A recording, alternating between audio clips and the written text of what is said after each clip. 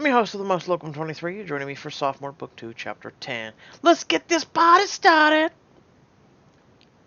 Text your housemates and Gabriella for an emergency meeting as soon you're all gathered in the living room with Raina. Turn to Raina, who rises from her chair and gives you a nervous cough. I think I found a way to save your house. How? If this house were declared a municipal landmark by Hartfeld City Council, the city would pay for all the repairs. I love this place, but it's a dump. What's so special about it? Well, Enrique Vasquez was Hartfeld's leading literary figure, and the majority of his greatest works were written under this very roof. Ha! I could have told you that. Growing up with a writer must have been challenging. Gabriella laughs wryly. Sometimes. Writing a solitary activity, so I was on my own a lot. But whenever a book of his launched, he'd always celebrate with me first, usually with an ice cream sundae at the nearby diner. Would Professor Vasquez's reputation be enough to convince the city council to save his old house? Not by itself, but I found out that back in the day, the Professor Vasquez was famous for holding elaborate salons and parties in this house. Whoa! The professor was a party animal? Wait, I never knew that. It must have been before I was born. Dad never did like socializing while I was growing up. As it turns out, your parents would invite local artists and creatives from all over to discuss, share, and argue about their craft. That sounds amazing. All those artists together? Even though I found a police report where an officer had to break up a fight between two Pulitzer Prize winners and a Tony-nominated playwright. What were they fighting over? Whether John Paul Sartre's dismissal of Sigmund Freud was valid. Oh, was Professor Vasquez involved? Imagine it was their version of debating which Hollywood Chris is hotter, Sartre or Freud, Evans or Hemsworth. Evans. He's more rugged, gruff, rough. Hemsworth's just, to me, is kind of like a pretty boy. Like, he looks nice physically, but he's just a pretty boy to me. I'm sorry. Ultimately, Professor Vasquez made this house a literary hotspot. I had no idea, but I do still have questions. If this house becomes a landmark, are we allowed to live here? Does that mean no more parties? What about Gabriella? Are we still allowed to live here? Raina looks at Gabriella. That's up to you. You can submit the property to the city with a condition that allows your tenants to remain until the end of your rental agreement. It's not an unusual request, especially with the residential properties. If that's the case, I'll happily make the request. And the city covers the repairs, which is awesome. However, the city will eventually want to take this house over entirely. At the very least, none of you will have to leave until you find someplace better. I'll make sure of it. On top of everything else, if this house becomes a landmark, Mr. Delacroix won't be able to touch it. Ever. So the house stays intact, gets the repairs that it needs, and becomes a tribute to my father? You're making me proud, Gabriella. Gabriella blinks back a few tears. This is perfect.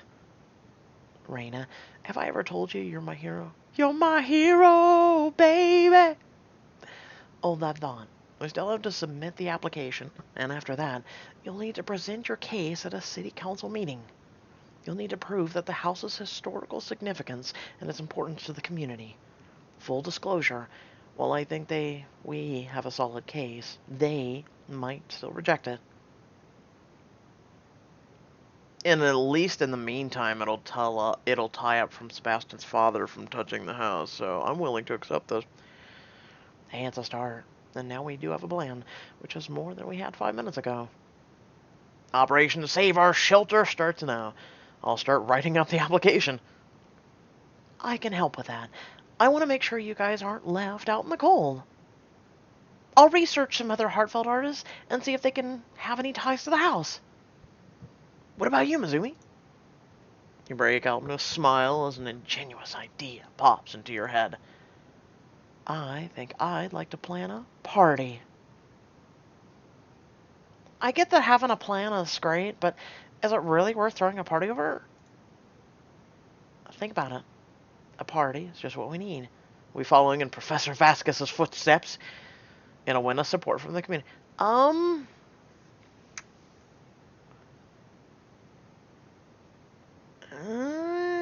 I agree with both of these, but I'll go with Professor Vasquez's footsteps. I only knew Vasquez as this solitary genius at the end of his life. That's why I think they should do a book entirely about Vasquez.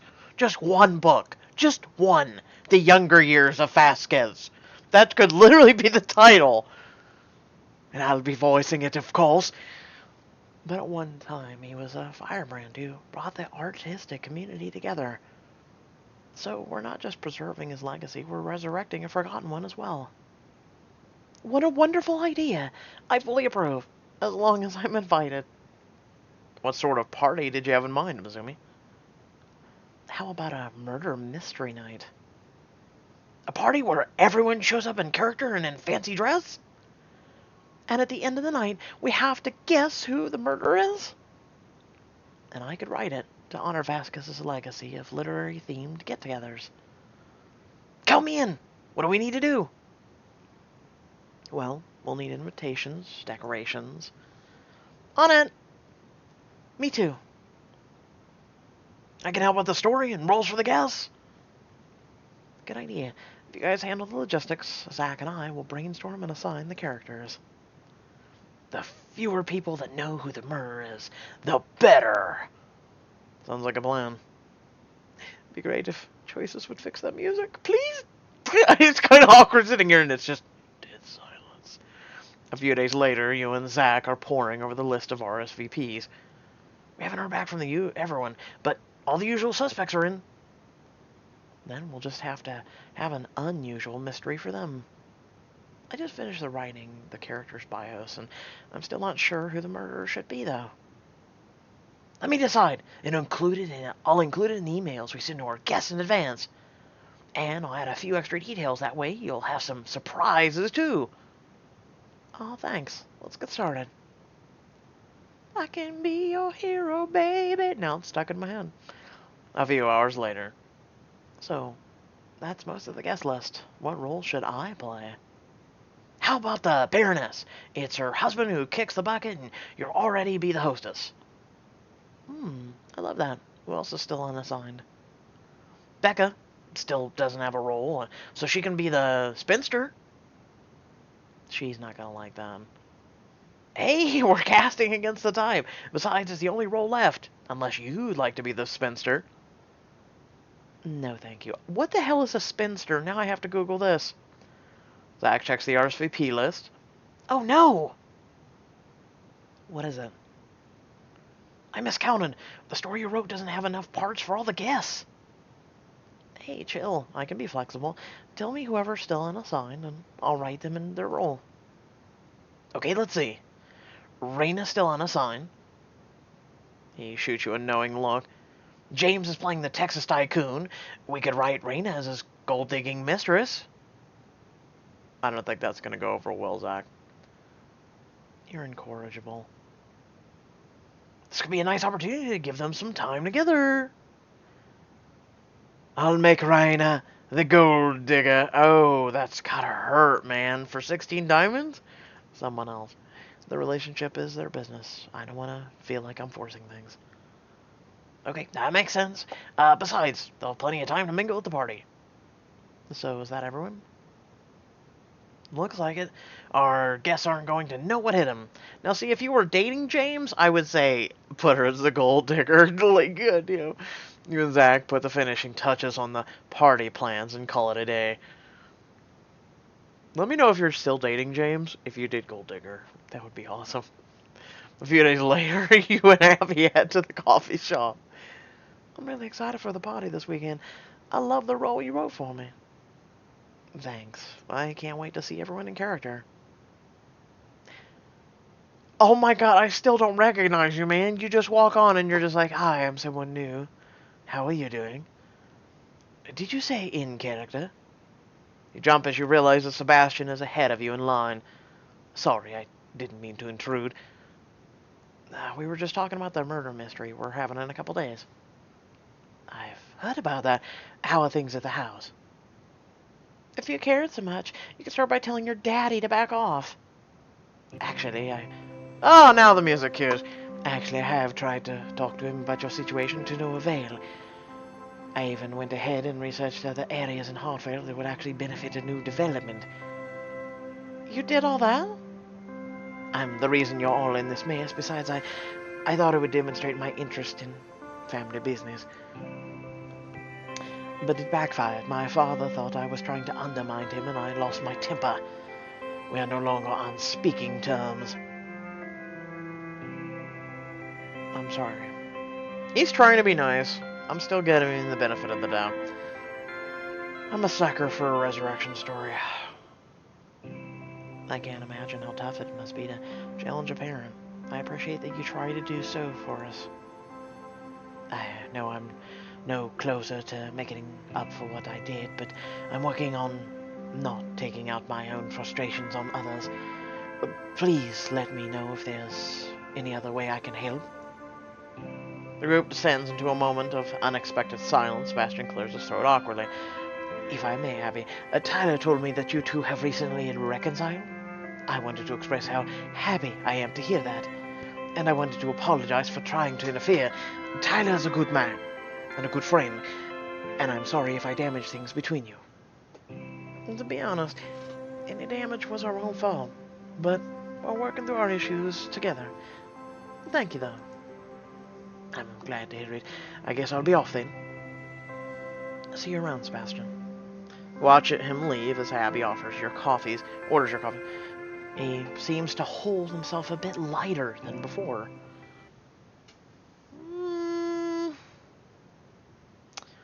What happens when you get a conscience? The night of the murder mystery party, where the music cuts out because Pixelberry can't fix their shit. Murder mystery party finally arrives, and you look through your closet with a familiar eye. If I'm going to play the regal baroness for this party, I better look the part. Damn. I make one damn fine looking MC, don't I?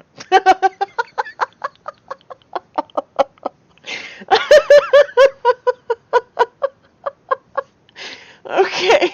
Oh, shadow of a doubt. Are you the culprit behind the murder mystery? Because this dress just slays. Oh my god. I'm not gonna lie, it does. Holy shit. That is gorgeous. Okay, let's see what the next one is. That one's not bad. Sunset Boulevard with a dress this killer. No one's getting out of the murder mystery alive.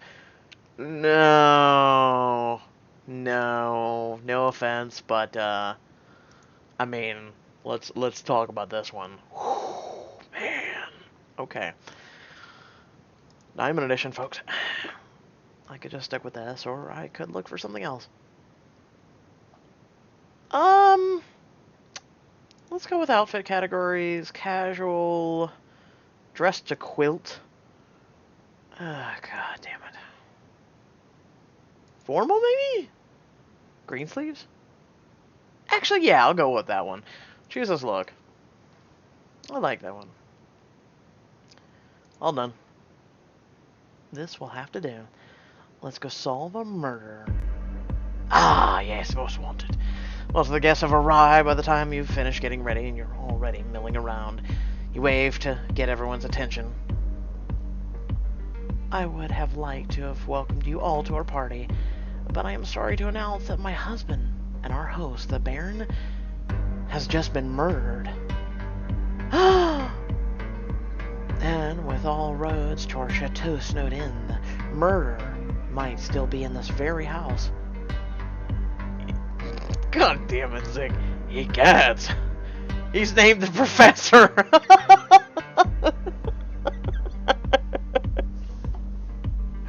Oh, man. I can encourage you all to keep a close eye on. Hopefully nothing else goes wrong. As the guests start to mingle, you make your way through the crowd and spot the butler speaking with the detective and the gardener. I hope you won't let a murder ruin your good time. He's the butler. I like to serve your ladyship. It's most unfortunate what happened to your husband. The detective puffs on a plastic bubble pipe. God damn it!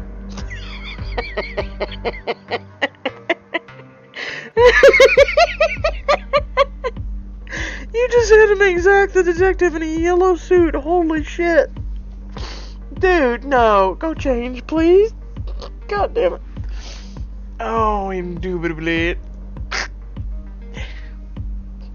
Your kind thoughts are deeply appreciated. Oh, how did the Baron die? He was found in the library. Someone had dosed his whiskey with strychnine. Who would do such a thing? Well, you've always fixed his favorite drink. The detective was the one who drank with him last. The gardener uses strychnine to poison garden pests.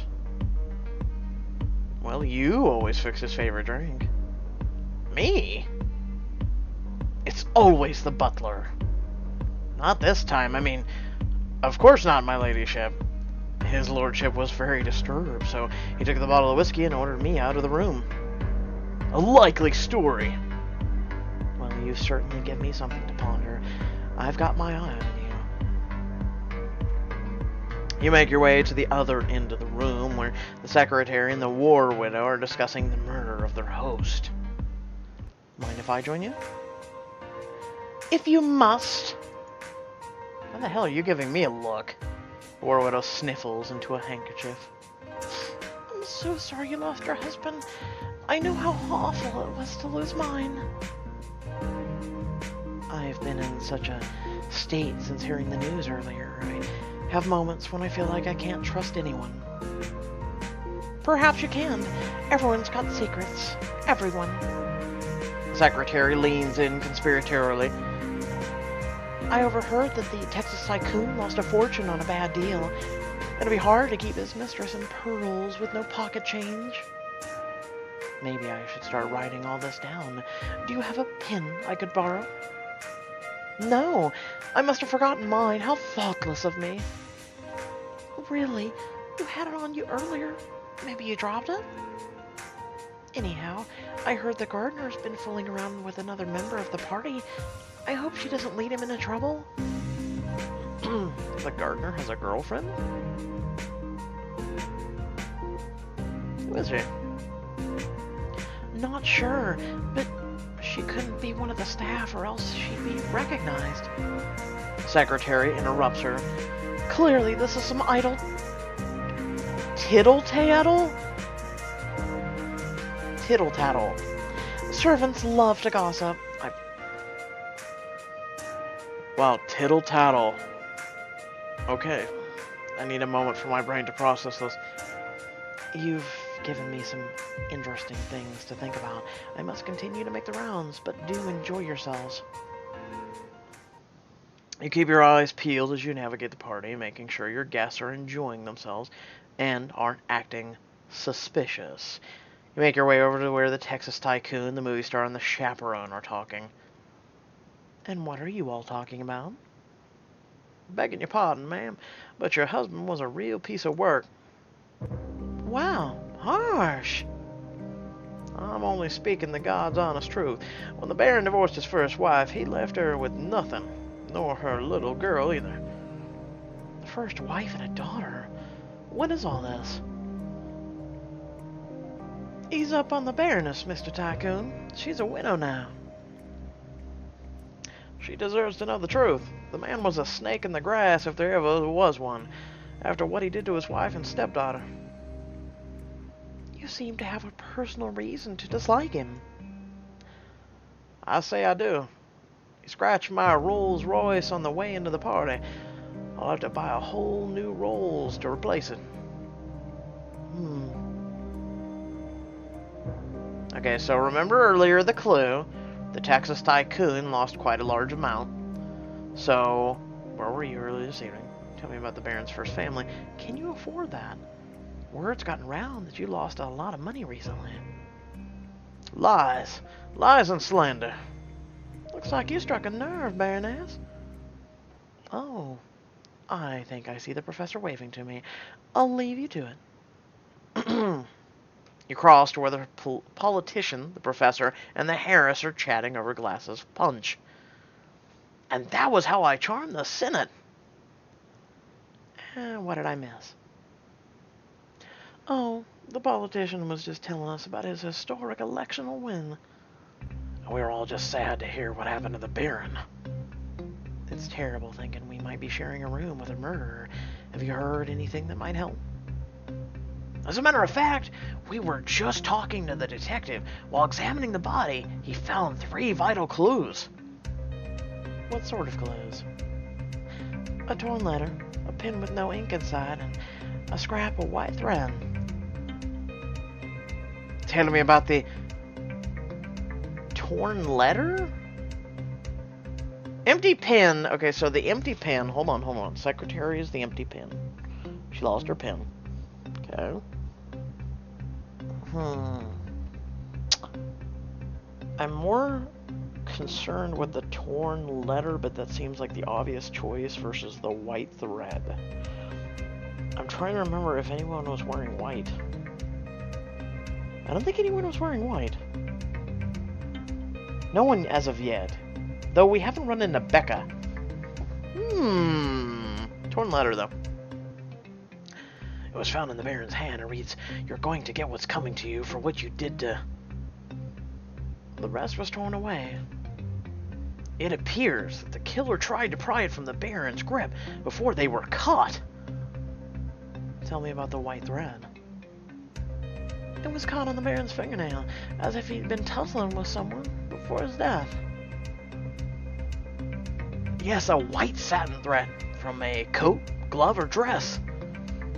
Tell me about the empty pen. It's odd because my husband rarely uses pens. He dictated almost all of his correspondence. It's even odder that there was no ink inside, not even an ink cartridge. Maybe that's how the killer smuggled the poison into the Baron's drink. All they've had to do was unscrew the nib and pour the fatal dose while the Baron wasn't looking. With every clue, we get closer to finding the murderer. This is so much fun. Professor glances behind you. Incoming. Turn around and see the spinster heading straight towards you. I still don't get the spinster. No, I hope Becca's not mad about being cast as a spinster. When you turn back, you discover the professor, politician, and Harris have already fled. Oh, come on!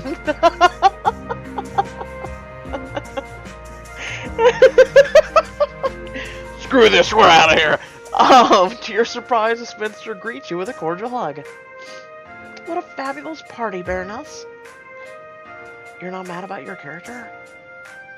Why would I be mad? I'm a sassy single lady, and that's a great role to play. She was written as kind of an elderly... Please, back then, you're elderly when you're 30, and being an overlooked spinster means I get away with just about anything. Two of you walk over to where the pilot and the housekeeper are standing as they pick over the mystery. Ooh, the pilot we haven't met yet. Uh-oh. Possible white threads. Oh, shit. There are so many people here with motives. The Baron wasn't the nicest guy. Yeah, but poison's a pretty mellow way to go. I'm with the help on this one. I wouldn't send my enemies off so peacefully. Strychnine poisoning is hardly peaceful. It causes massive convulsions. Some victims literally die from exhaustion. And you know this how? I read through a pile of Agatha Christie novels to research for the party. Sorry, I should stay in character. I mean, I happen to read one for no particular reason. I love planes. No particular reason, you say? Very suspicious, pilot. The secretary comes over to mingle with your group. Did I miss anything? Oh, crap. Caitlin, you're wearing white. Shit! were joking about the pilot being the murderer. Who's joking? Maybe she did do it. Me? But I couldn't have done it. I love planes too much to risk prison. Maybe it's time to find out who really murdered the Baron. Walk to the center of the room and clink a spoon against your wine glass. While we've all enjoyed a marvelous evening, we'll never truly be safe while a murderer walks amongst us. Which of our guests committed this terrible deed? Who here is an actual monster beneath a pleasant mask? I suspect the spinster. I detected her hair is so big that because it's full of secrets. And I mean that as a compliment. Oh, it's sweet. Who do you think did it, Baroness?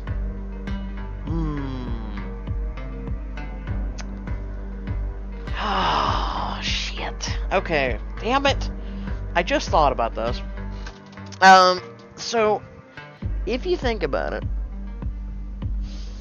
James or Chris could actually be the murderer. I say this because, one, look at their under their vest, it's white. You know Darren ain't the murderer, because he's not wearing white. Plus, he's a gardener. Though he does have access to strychnine, that's possibly the most obvious choice, but he has no white. And why are you wearing flannel to a part? I'm just done. Well, not flannel, but polyester and cotton. She does have white on her dress. Caitlin has white on her dress as well.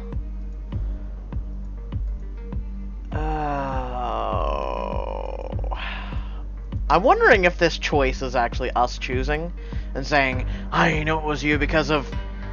But then the question is, does the detective have the answer? And he's like, no, because I checked in the Texas Hold'em guy. I want to go with the pilot. No, you've got the wrong gal. You seem to know an awful lot about poisons and their effects. From reading books? I think you might need more evidence, Baroness. Well? Chilling voice comes from behind you. Can't just see who the goddamn person is, so I can't just say it. Yeah, okay. Actually, I killed the Baron. We're all around? Okay, now we get to know. I killed him and I laughed while he writhed and suffered. Laughed, I say. The secretary, but why? The Baron deserved it. He threw me and my mother out onto the street, left us with nothing. He didn't even recognize me when I slipped the poison into his drink. His own stepdaughter. Whoa, plot twist. Not really. I suspected her, but I went with just the pilot because she knew about the poisons. God damn it. I couldn't let him live to have another child and deprive me of my inheritance I rightfully deserve. But if you kill someone, you don't get shit. And you confessed. And we suspected... Oh, just never mind. You murdered my husband. You did me a favor. Oh, God! I'll never forgive you. You're a monster. We're all monsters. I'm just honest about it. The secretary reaches into her purse and takes out a novelty water gun. The other guests flinch back from her. I may have killed the Baron, but I'm too pretty for jail. God damn it, it's true, but at the same time. Catch me if you can, suckers. Before anyone could stop her, the secretary escapes through the crowd. The killer may have gotten away. But that doesn't mean the party's over. Please continue to enjoy our hospitality, now 100% murder-free. You guessed the wrong person and lost the real killer.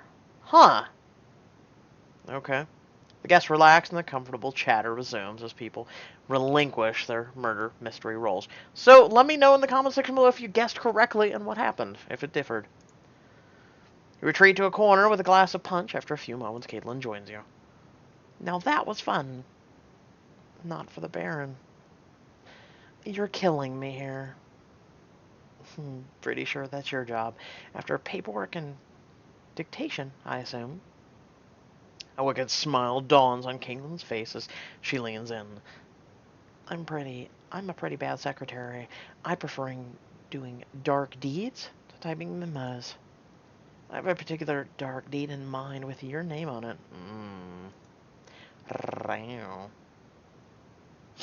I'm up for a touch of evil, son of a... Oh, girl. You know how hard that is for me to turn down right now. I so wish I had a girlfriend like Kayla.